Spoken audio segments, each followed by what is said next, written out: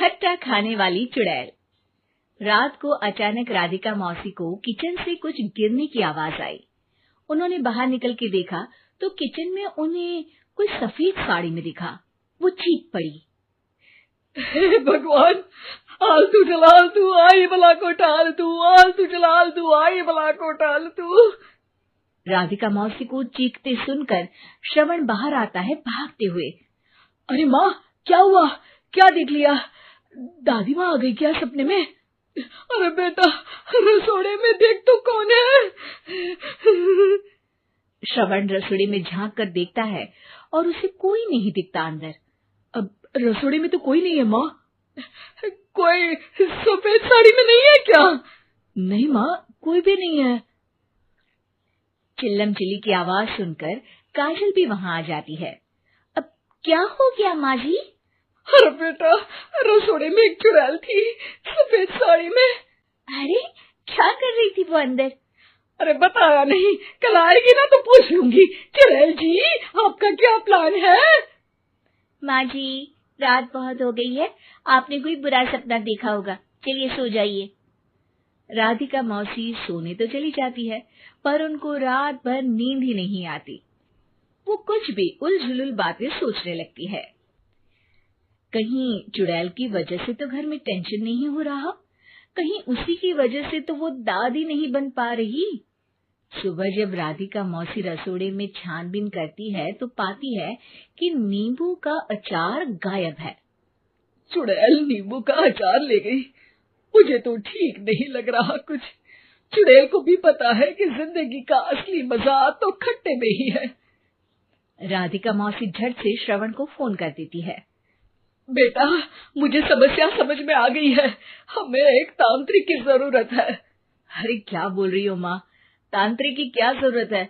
आप पूजा पाठ तो कर ही रही हो ना। आलतू जलालतू मंत्र सारे फालतू जैसे कुछ मंत्र पढ़ो, चली जाएगी अपने आप चुड़ैल। अरे नहीं बेटा, कभी चुड़ैल को कम नहीं समझते। अरे तुझे पता भी नहीं चलेगा कि कभी वो छल करके काजल की जगह घर की बहू खुद बन जाएगी। क्या माँ, कुछ भी बोल रही हो?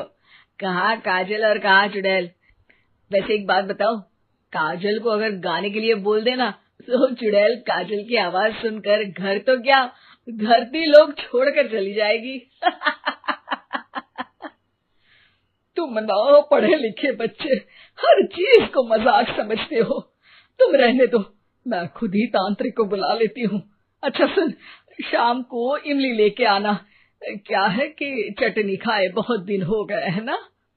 नहीं माँ, इमली तांत्रिक से ही मंगवा लो ना, आटा वगैरह भी उसी से पिसवा लेना। देखो मुझे काम करना है। श्रवण रात को कई तरह की सब्जियों के साथ माँ के कहने पे चटनी के लिए इमली भी ले आया था, लेकिन राधिका मौसी के दिमाग में अलग ही फिल्म चल रही थी।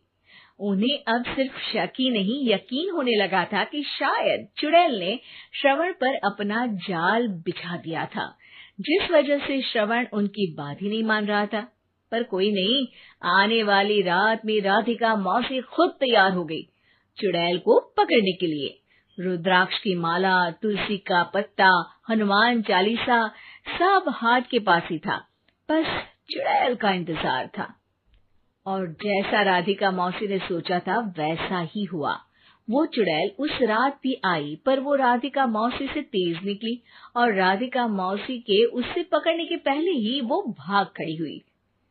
जरूर बहू पे साया है उस चुड़ैल का, तभी तो श्रवण के कमरे में गई है। और अगली सुबह राधिका मौसी पिछली रात हुए हमले में किन चीजों का नुकसान हुआ उसका हिसाब लगा रही थी।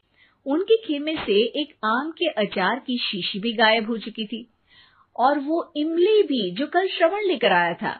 राधिका मौसी इस बारे में सोच ही रही थी कि श्रवण जल्दी से रसोड़े में आकर दवाइयों की पोटली ढूंढने लगता है। अरे बेटा, क्या हो गया?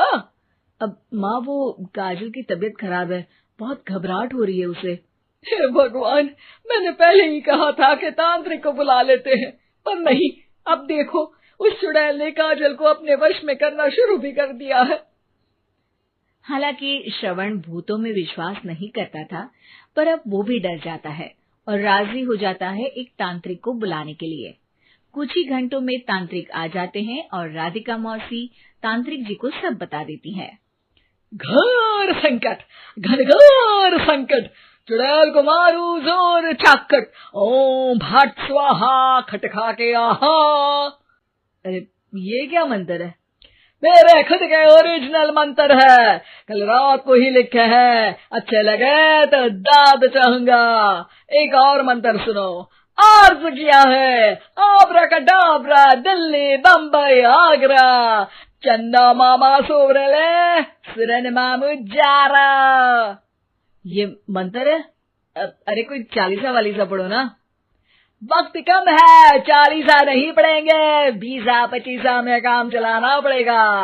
अलग निरंजन जाके लंदन, मुफ्त का मंजान घिस मेरे नंदन। अरे जल्दी करो तांत्रिक जी, जल्दी करो। तांत्रिक अपने उल झलूल मंत्र पढ़ने लगता है। श्रवण को तांत्रिक पे शक होता है। वो अपने एक डॉक्टर दोस्त को कॉल कर देता है ताकि कोई अनहोनी हो तो इमरजेंसी में चीजें मैनेज हो जाए। तांत्रिक धुनी रमाता है, जिसकी वजह से कमरे में काफी धुआं हो जाता है और जिसकी वजह से बहू की घबराहट बढ़ जाती है। अब भागेगी चुड़ैल। हाँ। बहू खांसते हुए धुएं से बचने के लिए बाहर चली जाती है। अरे भाग रही है, भाग रही है। पीछे पीछे श्रवण भी जाता है। बहू एक सोफे पर बैठ जाती है। तभी डॉक्टर दोस्त आ जाते हैं और श्रवण को पानी लाने के लिए कहते हैं। थोड़े चेकअप के बाद डॉक्टर कहते हैं, मेरे हिसाब से जाप का काम पूरा हो गया है। क्या मतलब? अरे कुछ भी नहीं माँ, कोई चुड़ैल नहीं है, खुशखबरी है, अब दादी बनने वाली है।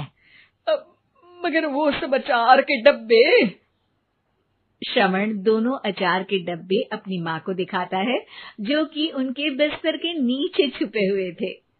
आपने सही बोला था माँ, वो चुड़ैल काजल ही थी जो खट्टा खा रही थी।